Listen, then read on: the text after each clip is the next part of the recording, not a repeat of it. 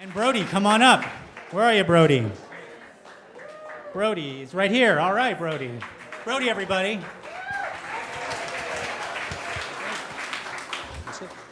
Thank you. Hello, everyone.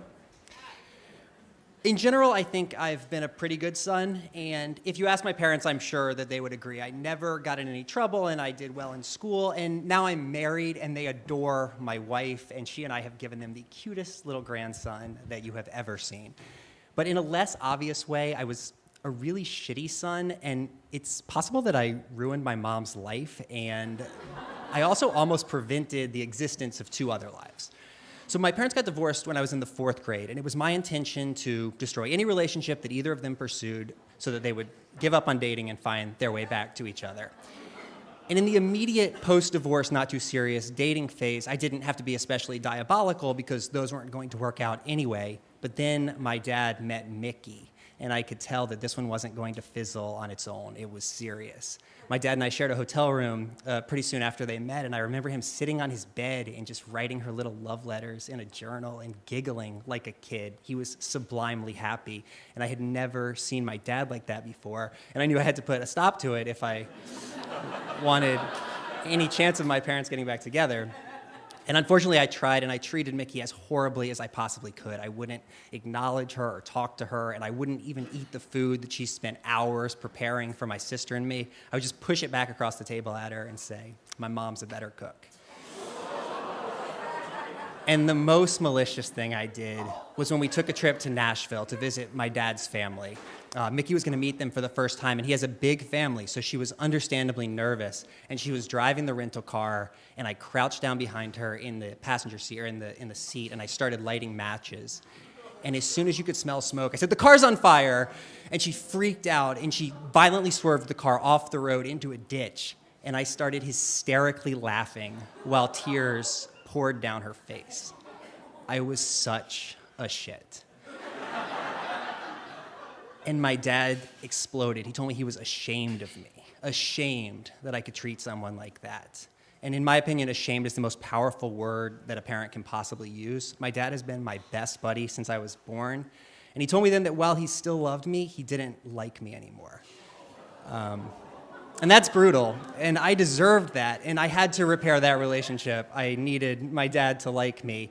And ultimately, all I wanted was for him to be happy, and Mickey is so kind, the kindest person. The only thing that I didn't like about her was that she wasn't my mom. So I opened my heart to Mickey, and I stopped being a brat, and it's one of the most rewarding things that I ever did. They've been married for 20 years now. I love her. I would do anything for her. And she gave me my 2 brothers, who are like my own kids. I love them so much, and I almost interfered with that. Like, they might not have existed. I almost drove her away, and they wouldn't be here because of me. And it was hard for me to imagine that I had been that selfish, and I didn't want to make the same mistake with my mom because I just wanted her to be happy too. So I resolved that whoever my mom chose next, as long as he was nice to her, I would accept him. And then my mom met a guy, and he was really nice to her, and he made her really happy, and I did not accept him. Because he was my high school English teacher. My current high school English teacher. Like, I was in his class, and he was dating my mom. And then I'd come home from class, and he'd be at dinner at my table, and he would ask me about my day, the day that I had just spent in his class. And not only that, he was a dork, okay? He took her to the lamest stuff, like poetry readings and storytelling competitions. So anyway, the school recognized that this situation was fraught for me, and they switched me out of his class to remedy it, but that really wasn't adequate. I was still the gossip of the school. The kids started referring to him as my dad, and his name was Dr. Dean, so they called him Dr. Dad. So I pretty much abandoned my intention of accepting him, and I drove them apart. I told my mom that she would end it, or I would go live with my actual dad. Yeah. And in hindsight, like, I still believe that that was sort of a lot for her to ask me to accept, dating my teacher. I think any high school kid would have hated that. And I think it's unlikely, probably, that he would have been the love of her life. But she's still single, my mom, and she hasn't really found happiness. And I'm a little ashamed that I didn't let her figure that out on her own.